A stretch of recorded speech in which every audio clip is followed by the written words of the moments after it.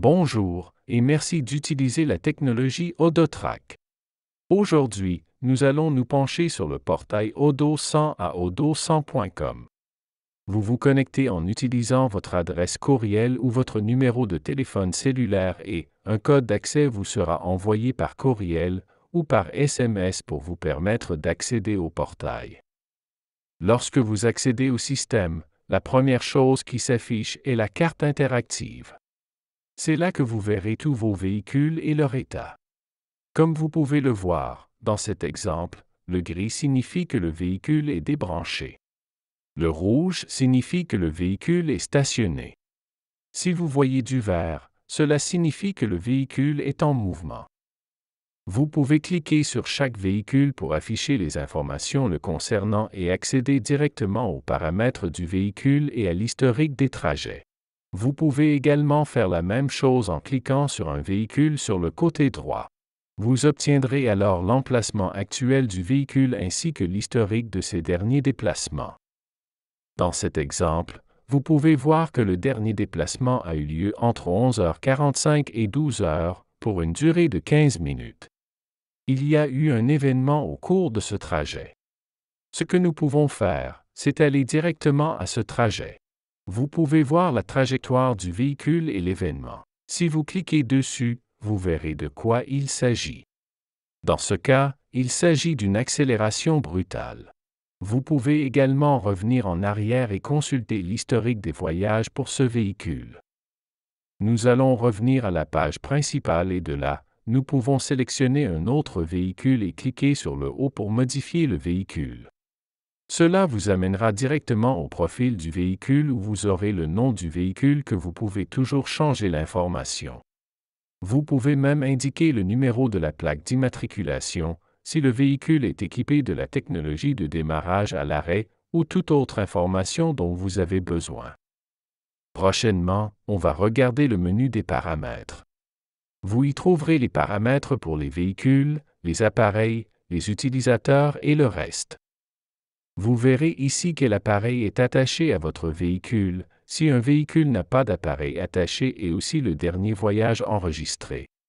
Dans la section Appareils, vous verrez si un appareil est attaché, à quel véhicule il est attaché et aussi si vous en avez un qui n'est pas attaché. Vous pouvez toujours cliquer sur Attacher et sélectionner le véhicule auquel vous souhaitez qu'il soit attaché. Vous pouvez également détacher l'appareil pour l'échanger avec un autre véhicule. Dans la section des utilisateurs, vous trouverez la liste de tous vos utilisateurs et leurs paramètres.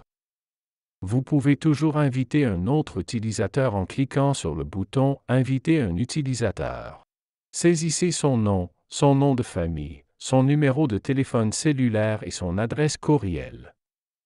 Toutes les cases sont obligatoires. Le titre est facultatif.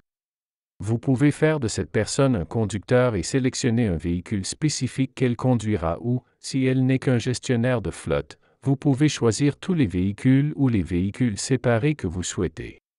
Vous pouvez également donner à cette personne des droits de propriétaire, c'est-à-dire des droits d'administrateur, en cliquant sur le bouton « Privilèges du propriétaire ».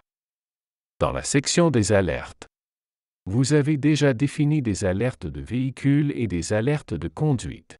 Dans les alertes de conduite, vous pouvez voir les accidents, les accélérations brutales, etc. Si vous voulez voir un élément particulier, comme la vitesse, cliquez dessus et vous verrez tous les véhicules des conducteurs ainsi que les heures et les dates de leurs excès de vitesse. Il en va de même pour l'état du véhicule. Tout ce qui a besoin d'être entretenu, tous les rappels, tout ce qui a trait aux problèmes de batterie, tout cela est indiqué ici. De même que les statistiques, qui vous donneront un aperçu de la façon dont votre flotte se comporte en termes d'événements téléphoniques, de nombre de voyages, de temps de conduite, etc. Vous pouvez choisir de les afficher tous, par exemple le nombre de fois par mois qu'un conducteur a commis un excès de vitesse. Cela vous donnera une vue d'ensemble de votre flotte. Dans la section Rapport, vous pouvez établir un rapport pour certaines alertes de conduite si vous le souhaitez, accident, vitesse excessive, etc. Il en va de même pour l'état du véhicule. Vous pouvez également définir une notification par aller dans les sections des paramètres et sélectionner « Notification ». Par exemple, le plan de sécurité du conducteur ou le plan d'état du véhicule est déjà présent. Vous pouvez les sélectionner et choisir celui que vous souhaitez. Par exemple, vous voulez savoir si un conducteur est au téléphone et s'il est en excès de vitesse. Vous pouvez sélectionner les véhicules et la manière dont vous souhaitez être informé par texte, par courriel ou par notification push. Vous pouvez également ajouter un numéro externe, ainsi que son nom ou son adresse de courriel. Si vous avez d'autres questions, n'hésitez pas à nous contacter à support@odotrack.com ou par téléphone au 514-788-0636.